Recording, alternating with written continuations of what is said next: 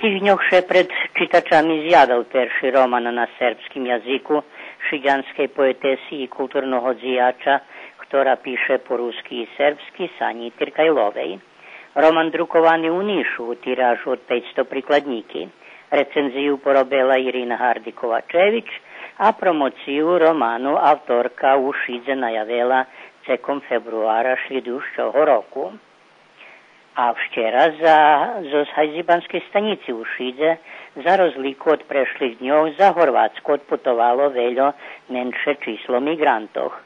Budinok motohotela u Adaševcoch včera so sotrudnikami i predstavnikami Pokrajinského Červeného krížu naštível muftija Islamskej zajednici Srbiji Jusuf Spahić, ktorý za migrantoch priniesol 250 pakety poživi, ktorí volontéri tako i podzeljeli tým, ktorí odputovali za Slavonský Brod. Dneška najavena z boku Komisarijatu za vybežencoch podobna situacija.